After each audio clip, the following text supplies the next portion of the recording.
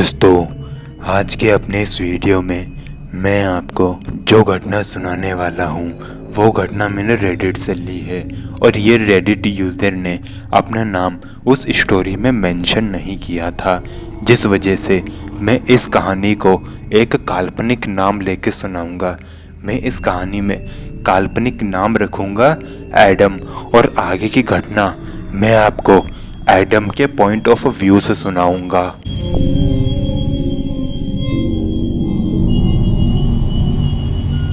मेरा नाम एडम है। यह घटना जो मेरे साथ घटी, ये मेरी ज़िंदगी की सबसे ज़्यादा भयानक घटना थी, और इस घटना ने मेरी ज़िंदगी बदल के रख दी।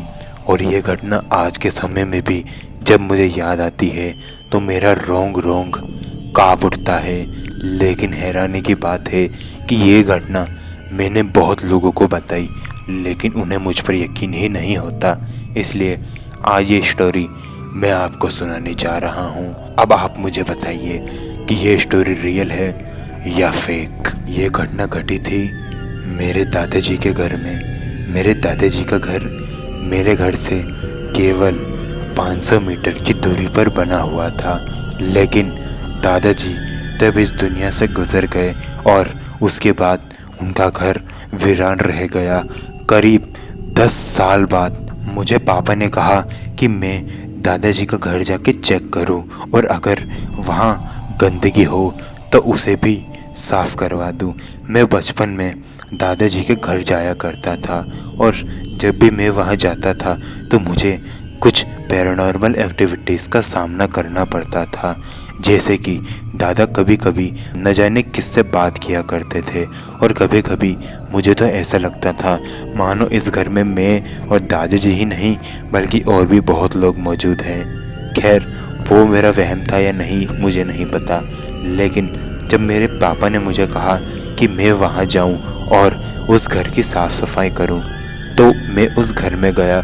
उस घर को मैं पूरी तरीके से भूल चुका था, क्योंकि मुझे उस घर में गए पूरे 10 साल होने आए थे।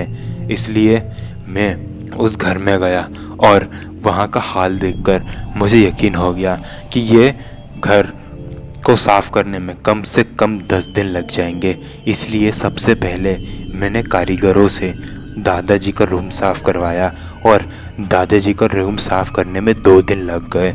जैसे ही रूम साफ़ हुआ तो मैं दादाजी के घर में ही शिफ्ट हो गया, उनकी कुछ सुनहरी यादों को याद करने के लिए। रात में मैं उन्हीं के घर में रुकता था और उन्हीं के रूम में रुका करता था।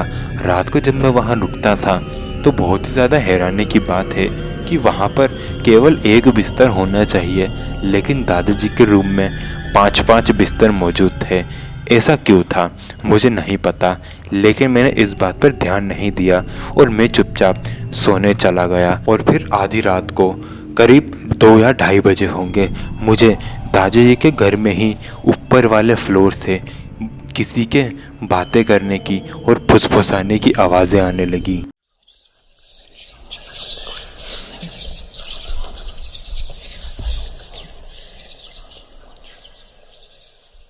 मेरी हिम्मत ही नहीं हो रही थी कि मैं मेरे बिस्तर से उठूं और ऊपर जाकर चेक करूं कि आखिर ये आवाज़ आ कहां से रही है। शायद ये आवाज़ चोरों की हो सकती है।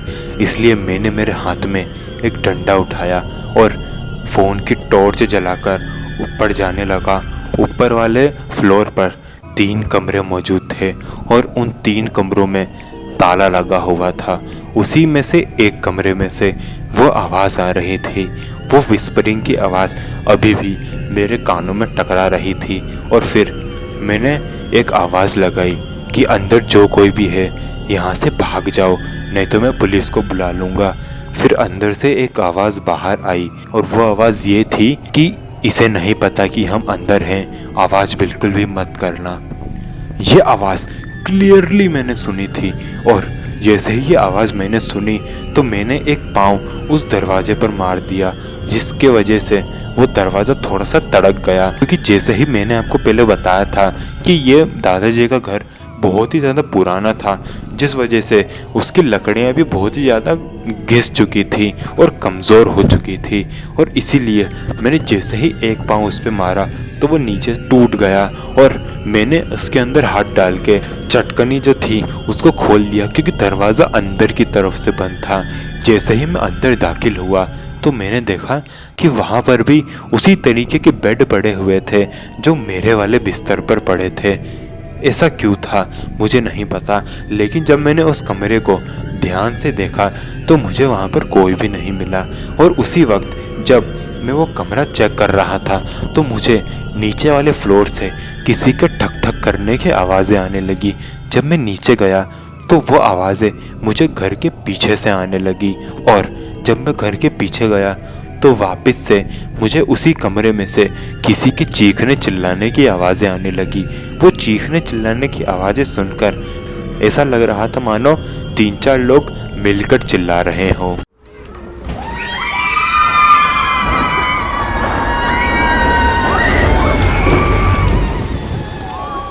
ये आवाज़ें जैसे ही मैंने सुनी तो मैं थोड़ा सा डर गया, और उसी वक्त घर के अंदर से एक आवाज़ बाहर आई, और वो आवाज़ थी कि तुम हमसे डरो मत, हम तुम्हें कोई नुकसान नहीं पहुंचाएंगे, बस हम तुम्हें हमारे यहाँ होने का एहसास करवा रहे हैं।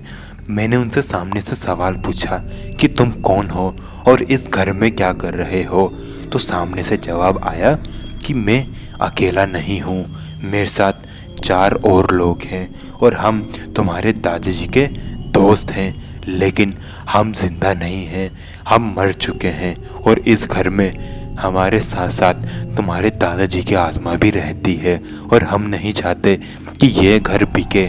ये जैसे ही मैंने सुना तो मैंने उन्हें कहा कि ठीक है, ये घर नहीं बिकेगा। अब आप सोच रहे होंगे कि ये घर बिकने की बात बीच में कहाँ से आ गई, तो मैं आपको बता दूं कि पापा ने मुझे इस घर को साफ़ करने के लिए इसीलिए भेजा था ताकि वो घर को बेच सकें। लेकिन इस घर में दादाजी की आत्मा और उनके दोस्तों की आत्मा ये नहीं चाहती थी कि ये घर बिके, इसलिए मैंने उन्हें कहा कि ठीक है, ये घर नहीं बिकेगा। उसी वक्त एक बार फिर से अंदर से वही चीखने चिल्लाने की आवाज़ें आने लगी।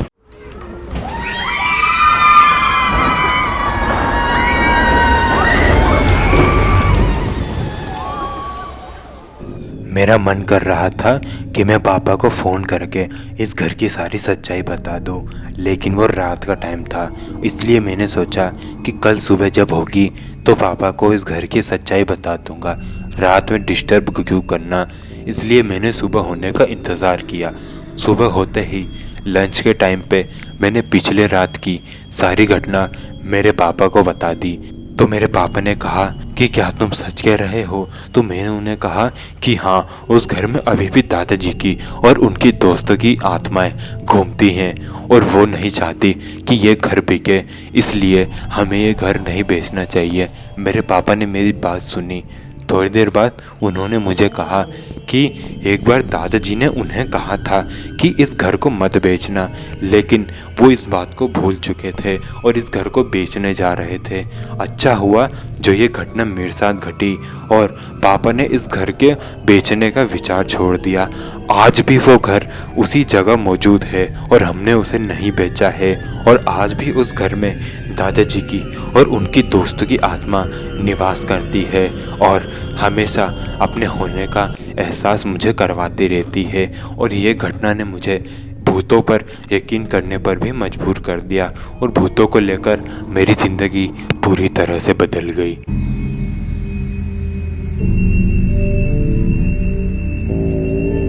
दोस्तों, अब मैं आपको एक सच्चे रियल इंडियन स्टोरी सुनाने जा रहा हूँ। सो प्लीज़ ये वाले घटना को ध्यान से सुनिएगा। इस घटना में जिनका सामना भूत से हुआ था उनका नाम सूरज है, और आगे ही घटना मैं आपको सूरज जी के पॉइंट ऑफ व्यू से सुनाऊंगा।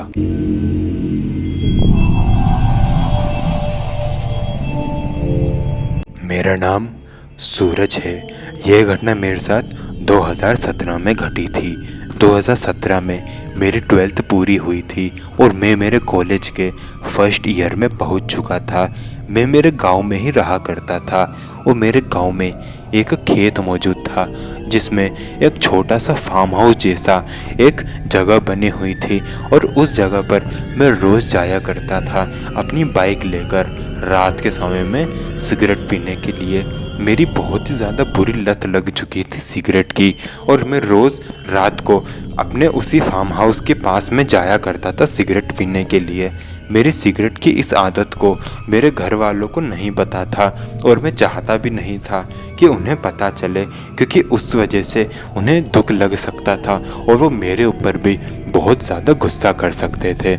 इसलिए उन्हें मेरी इस सिगरेट पीने की आदत को नहीं पता था। तो 2017 की एक रात को जब मैं सिगरेट पीने के लिए अपने उसी फार्म हाउस में गया तो मैंने मेरी गाड़ी की हेडलाइट चालू रखी और गाड़ी पर ही बैठे बैठे सिगरेट पीने लगा। सबसे पहले मैंने मेरी माचिस निकाली और फिर सिगरेट निकाली, माचिस से सिगरेट जलाई और सिगरेट को पीने लगा। पीते पीते ही मेरी नज़र मेरे फार्म हाउस के गेट पर पड़ी। वहाँ खड़े खड़े मैंने देखा कि वहाँ पर एक चीज़ खड़ी हुई है।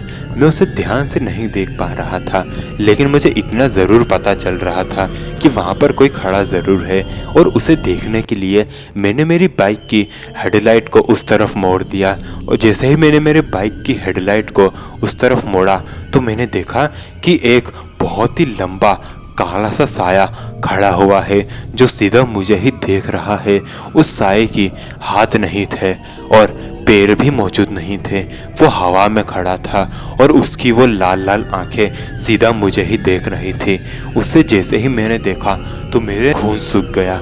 मैंने मेरी सिगरेट वहीं फेंकी और मेरी बाइक चलाते हुए वहाँ से भागकर अपने घर पहुँच गया। घर पहुँचकर ये बात मैंने मेरे घर पर किसी को भी नहीं बताई और बताता भी कैसे। घर पे क्या बोलता कि सिगरेट पीते वक्त मैंने वहाँ पर एक भूत को देखा है। मैंने इस बात को घर पे किसी को नहीं बताया और खाना खाकर चुपचाप सो गया। अगली सुबह जब मैं उठा तो मेरा तापमान 104 तक पहुंच चुका था। मैं बहुत ही ज़्यादा बुखार में तप रहा था और मेरे घर पर एक पंडित जी को बुलाया गया। वैसे तो पहले डॉक्टर को बुलाना चाहिए था, लेकिन सबसे पहले पंडित जी को बुलाया गया क्योंकि मेरे घर वालों को लग रहा था कि मेरे ऊपर शायद किसी बुरी शक्ति ने कब्जा जमा लिया है। इसलिए सबसे पहले घर वालों ने एक पंडित जी को बुलाया। पंडित जी को घर पे बुलाया गया और उन्होंने मेरे घर वालों को बताया कि मेरे ऊपर एक बहुत ही ज़्यादा शक्तिशाली आत्मा ने असर कर दिया था, जिस वजह से मैं बहुत ही ज़्यादा बुखार में तप रहा था। मेरे पंडित जी ने घर में एक पूजा कराने को बोली और वो पूजा हमने अच्छे से संपन्न भी कर ली। उसके बाद वो आत्मा का साया मेरे ऊपर से हट गया। मेरे ऊपर से जब उस आत्मा का साया हटा तो मेरे घर वालों ने मुझे पूछा कि तुम्हारे साथ क्या हुआ है। तो मैंने उन्हें वो सारी घटना बता दी कि कैसे मैंने उस खेत में उस आत्मा को देखा था, लेकिन मैंने मेरी सिगरेट वाली बात उन्हें नहीं बताई क्योंकि इस वजह से मैं तकलीफ में पड़ सकता था। दोस्तों, ये वीडियो होती है यहीं ख़त्म। वीडियो अच्छी लगी तो वीडियो को लाइक करना बिल्कुल भी मत भूलना और ऐसे ही हॉरर और मिस्टीरियस कंटेंट को रोज़ सुनने के लिए सब्सक्राइब कीजिए कार्तिक वन। और अगर आप चाहते हैं कि मैं आप ही में से किसी की हॉरर घटना अपने चैनल पर दूसरे लोगों को सुनाऊं तो इंस्टाग्राम का लिंक आपको मिलेगा डिस्क्रिप्शन बॉक्स में। और अगर आप चाहते हैं कि मैं आप ही में से किसी एक को शाउट आउट दूँ तो कमेंट्स में जाके पिक मी लिखिए ताकि मैं आप ही में से किसी एक को शाउट आउट दे सकूं। मिलते हैं कल के हॉरर और मिस्टीरियस इंसिडेंट के साथ। तब तक के लिए जय हिंद, जय भारत।